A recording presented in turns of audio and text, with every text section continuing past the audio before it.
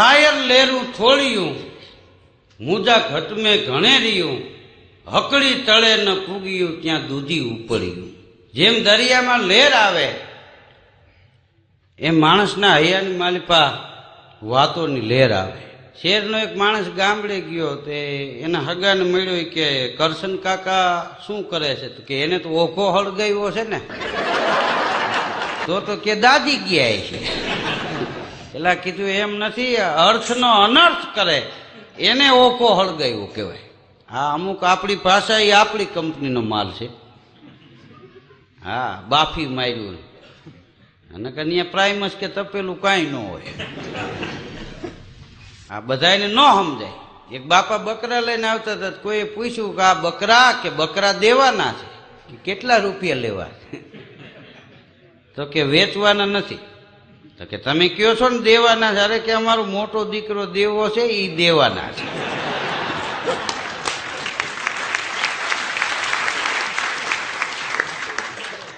હા, એક ભાઈ એક બાપાને પૂછ્યું કે તમે નરવા બહુ છો, શું ખાવ છો? એ કે હાંકલા પડકાર ખોખારા. બાકી આ મોંઘવારી કે ક્યાં નામ લેવાય એવું છે.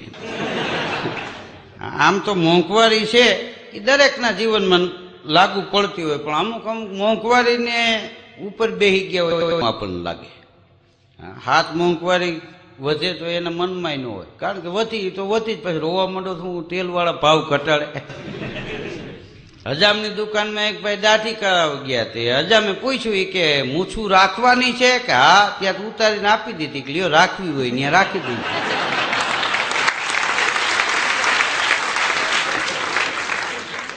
અમારે ક્યાંય કચરામાં વહી જતી,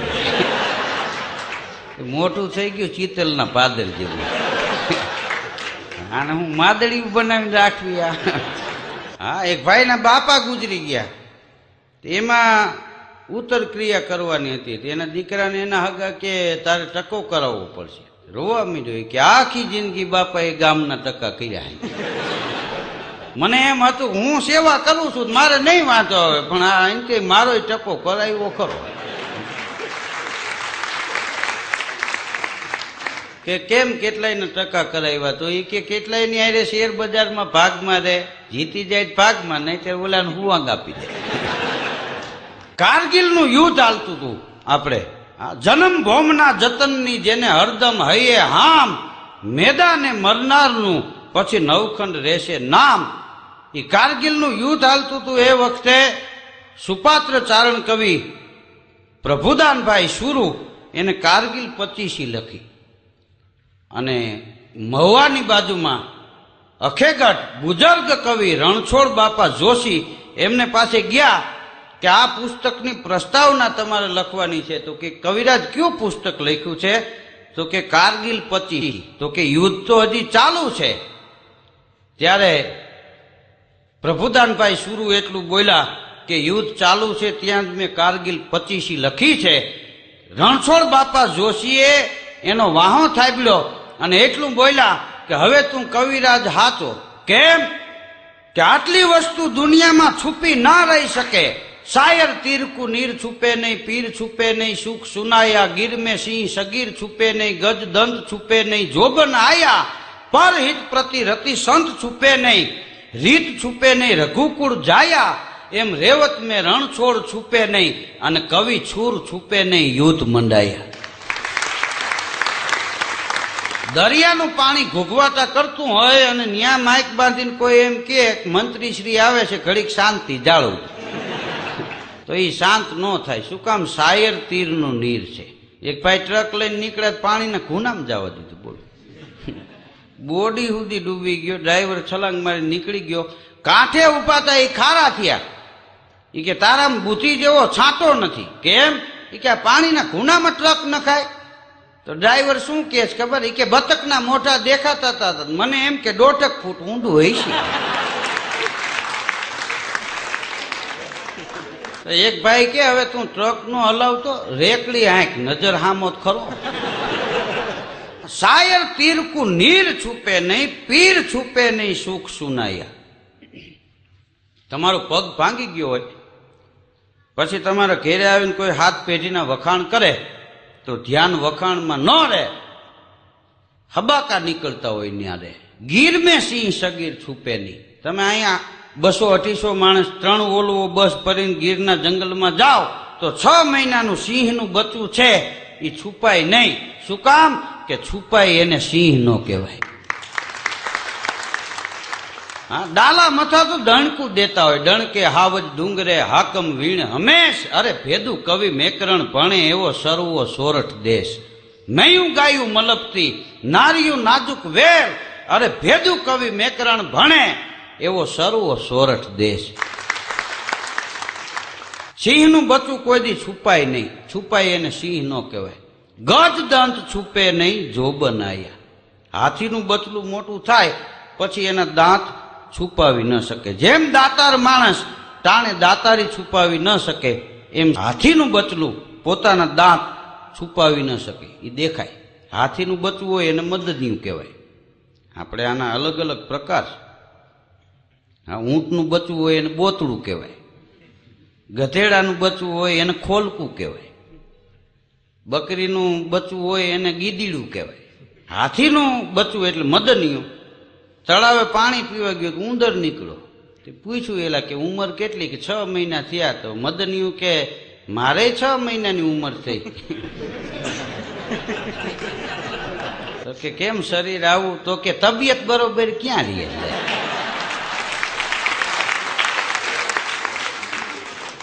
હવે એને સ્વીકાર્યું નહીં કે અમારી નાઈટ જ આવા બાંધાની હોય. દાંતીના સમઢિયાળાના ભીખુભાઈ આહિરે લખ્યું છે કે 5-25 પેઢીએ ક્યાં હોય ત્યાં થાય. અરે વંશમાંથી વૈયા ન જાય ભજન ભક્તિ ભીખલા.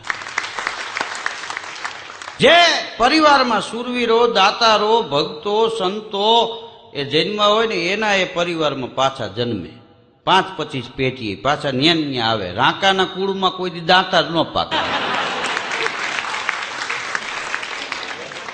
એ દાતાર આરે બેહી ન હગે. હાથની કપલીને હાથમાં જ લાગે.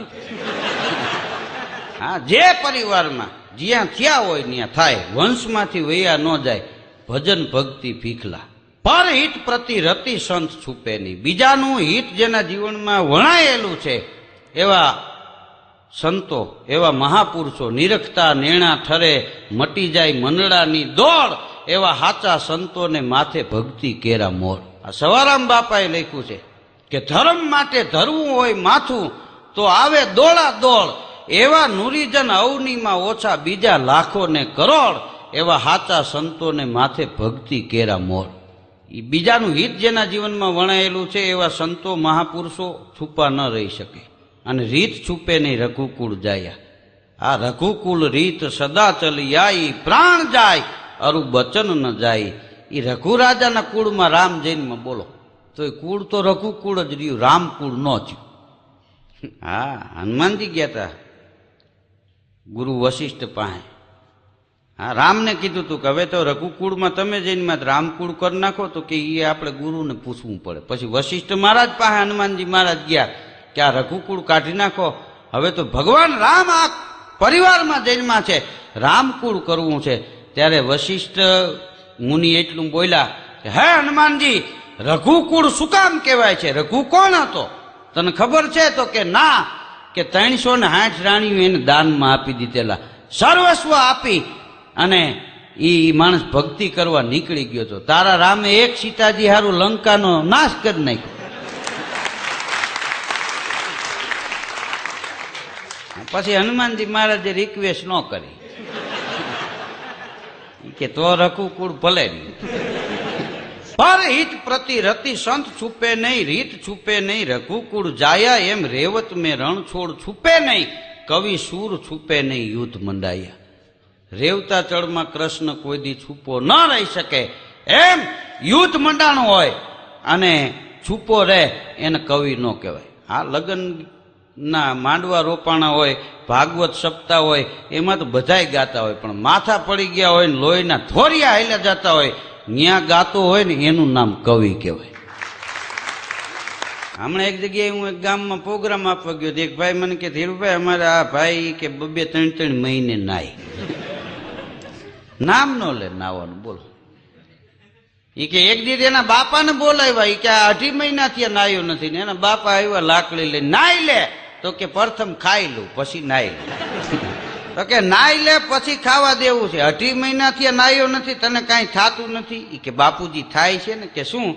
એ કે હજી હમણાં જ નાયો હોય એમ થાય છે. આને કીધું પાણી બચાવો અભિયાનમાં મોકલી દો. હમણાં સુરત હું પ્રોગ્રામમાં ગયો હતો, અમારા નરેશભાઈ નાવડિયા ને કીર્તિ પંડ્યા ને તુલસી બલર ને મને કે ધીરુભાઈ અહીંયા એક ભાઈ રીંગણાના ડીટિયાનું શાક બનાવે, હાલો મને કે જલસો કરાવી દે. લે કીધું હાલો જાય. રીંગણાના ડીટિયાનું શાક તો ખાધું, પછી બનાવવા વાળાને મેં પૂછ્યું, મેં કીધું ડીટિયાનું શાક કેમ? મને કે આ મોંઘવારીમાં નાખી દેવા પોહાય એવું નથી, લોકોને નવી આઈટમ મળે ને અમારે એટલો બચાવ થાય.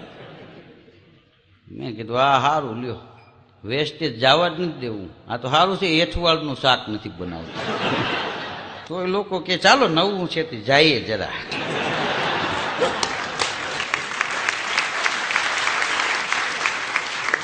બેકારી ભરડો લઈ ગયેલી એક ભાઈને, એમાં સાયકલની ચોરી કરી, પકડાઈ ગયો. સાહેબે માર્યો. સાયકલ શું કામ ચોરી? તો કે ઈ સાયકલના વાસટિયામાં લખ્યું હતું મુજે અપના બના લો. હા, એક ચોરને એક દી સાહેબે પૂછ્યું કે આવા ચોરીના ખરાબ ધંધા કરાય? તો કે સાહેબ તમે આને ખરાબ ધંધો કહો છો? તો કે ખરાબ ને જ શું? એ કે તમને અનુભવ છે? સાહેબ મૂંઝાણા બોલો. એ કે ના અનુભવ નથી. તો કે સમજાવીને ન કહેવાય.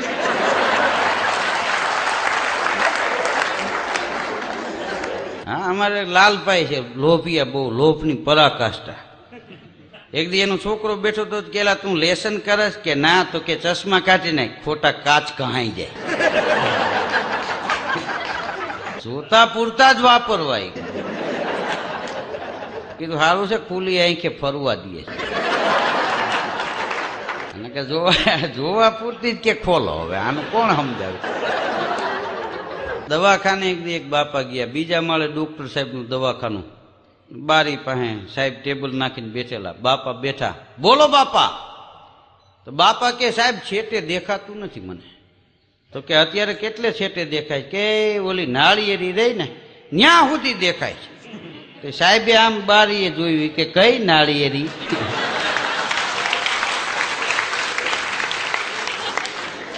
બાપા ઉભા થઈને હાલતા થઈ ગયા. એ કે સાહેબ તમે ચેક કરાવી લેજો. હા, એક દી એક બાપા બેઠા હતા, મેં પૂછ્યું, મેં કીધું મજામાં ને? મને કે હોળી મજામાં. તારે ઠીક ગામે ગામ ફરવું છે મજામાં ને? મેં કીધું તમને ક્યાં ના પાડી? અમને કોણ બોલાવે? મને કે આખી જિંદગી મારી પર સ્વાધીનતામાં ગઈ. બોલો, કોક કે એમ જ કરવું પડ્યું. મેં કીધું કેમ? મને કે હું નાનો હતો ત્યારે બાપુજી કે એમ કરતો, જુવાન થયો ને લગ્ન થયા તો કે ઈ કે એમ કરતો. તો કે ઈ તો વળી ભગવાનની દયાથી હમણાં મરી ગયા. મને એમ થયું કે ઈ ગયા તો હવે વાંચો નહીં આવે. તો કે છોકરા ફાઇટ કાઢી ગયા. હવે છોકરા કે એમ કરવું પડે. આજ મને એમ થયું કે ઉપલેટા આંટો મારું કે નથી જવું, માંદા પડશું. મને કે આ ઓટે બેઠો છું. અમારે ત્યાં બે ખેડૂ વાત કરતા હતા. એ કે ભાઈ આ મરચા રહ્યા, આટલી મહેનત કરીને આપણે મરચાનો પાક આવે એની હુકવણી કરીએ, પછી યાદમાં જવા દે, જોઈએ એવો ભાવ નથી આવતો, તો શું કરવું? તો એક ખેડૂત કે મારી હાથે જઈને રાજકોટની બજારમાં કોથરા મરચાના મૂકવા છે, કાર્ટૂન ત્રાજવા લઈને પૂરો ભાવ આવે તો વેચવા છે. બીજો ખેડૂત કે ભાઈ મને એ ન ફાવે, મારે યાદમાં જવા દેવા. કે જવા દે તું યાદમાં, મારે યાદમાં નથી મોકલવા. એટલે ઓલા ખેડૂએ યાદમાં મરચા જવા દીધા. બીજો ખેડૂત 4 કોથરા ભરીને આવ્યો. રાજકોટની મેન બજારમાં મરચાના કોથરાના મોઢા ખુલ્લા, કાર્ટૂન ત્રાજવા લઈને બેઠો. 10 વાગ્યાનો બેઠો તો 2 વાગ્યા 46 ડિગ્રી તડકો. ત્યારે એક બેન આવ્યા, મરચાનો શું ભાવ છે ભાઈ? તો કે 200 રૂપિયાના કિલો. બહુ તીખા નથી ને? ત્યાં તો એક મરચું ખાઈ ગયું. એ કે બેન હાવ તીખા નથી. તો ઓલા બેન કે સાવ તીખા ન હોય એવા શું લેવા?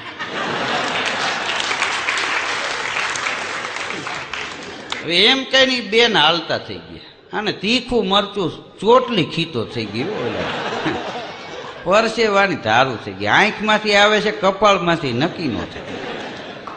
ગોળ ગોતવા નીકળો. ત્રીજી શેરીમાં ગયો ત્યારે ગોળ વાળાની દુકાન જોઈ હતી કે 100 ગ્રામ ગોળ આપ. ગોળ આપ્યો, ખાતો ખાતો આવ્યો, કોથળા કોક ઉપાડી. આ બધોય ધંધો કીધું હાય છે ન કરાય. હા તમે જો અમુક દારૂ બનાવે છે પીતા નથી કે બે ન પોહાય. હા બે ભાઈ એક દી ધોમ પી ગયા અને ગયા ઘેરે, તે સિગરેટ તાળાને પરાવતો હતો.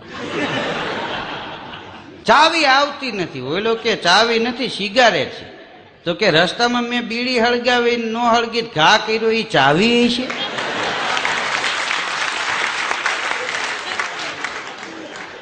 આમાં અમુક અમુકને ખબર જ નથી એને ક્યાં જવું છે. બોલો, હોટલમાં 3 જણા જમવા ગયા. જમવાની બરોબર જમાવટ થયેલી, એમાં વેઇટર આવ્યો, હાથ ધોવા પાણી બાણી આપી ગયો, લીંબુના 2 કટકા, ખટાશ નો પકડાય. હા જમીન ઉભા થયા. હોટલના માલિકે બિલ આપ્યું. તો હું કે ખબર, બિલથી નહીં કે દિલથી જમાડો, દિલથી જમાડો. હે ભગવાનનો ડર રાખો. તો હોટલ વાળો કે ભાઈ હવે 380 થયા છે, 80 નથી જોતા, હવે એ તો બજાર ભાવ કહેવાય, ભાવથી રાખો, લ્યો 20 રૂપિયા.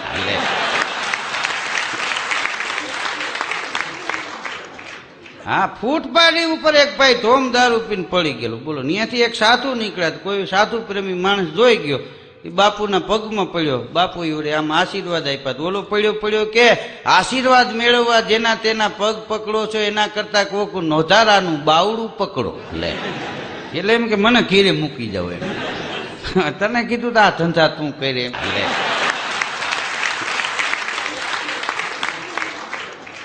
હા આમ તો માણસના જીવનમાં બીજાની સુખી કરવાની સારી ભાવના એ જ માણસનું ભાથું છે. પોતા માટે તો દરેક માણસ જીવતા હોય, પરમાર્થ કારણે જે માણસ જીવે ને એ જ કામનું. અમારે ત્યાં એક ભાઈ એક દી મને કે ધીરુભાઈ કે મારું લખેલું એ કે કોઈ માને નહીં તો ન્યાન્ય પોલીસ પકડે. બોલો, મેં કીધું એવું હોય? હા મને કે ચેલેન્જ વટથી મારું લખેલું ન માને એટલે એ ન્યાન્ય એને પોલીસ પકડે.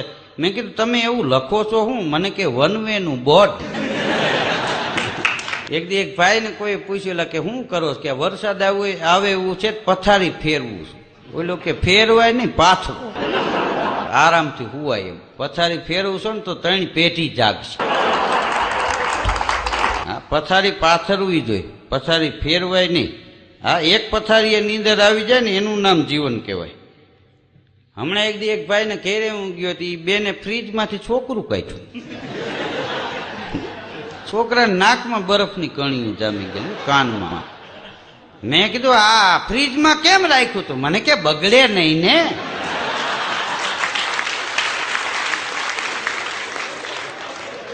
એટલે મેં કીધું આ બકાલું છે, આને હારા માણસના સહવાસમાં રાખો. મેં હા તો એ ન બગડે, કારણ કે સંગ સજ્જન તણો કોઈ દી છોડશો નહીં, નહીતર ઘટમાં થાશે ઘાત. એ તો કફરા સંગે કાગડા. દુરીજન કી દોસ્તી હરપ કેરો સંગ, ઉડીન કરડે અંગ. એ તો કારણ વિના કાગડા. હારા સંસ્કાર મળે એવા માણસ હારે છોકરા રહે ને તો જીવનમાં સંસ્કારના સિંચન થાય. એક ભાઈએ બીજાને પૂછ્યું, એટલે કે ભાઈ અહીંથી દયાવાન લખેલી ગાડી નીકળી હતી. તો કે તારે શું કામ છે? અરે કે 3 છોકરાઓને ઉડાડતી ગઈ. હા ત્યાં એક ભાઈ ઉભો તેને કીધું કે દયાવાન ને દયા નથી, મુકેશ ને માન કોઈ દેતું નથી. દયાવાન ને દયા નથી, મુકેશ ને માન કોઈ દેતું નથી. બધાય ભૂખ ભરડો લઈ ગઈ છે પણ કોઈ કોઈને કહેતું નથી.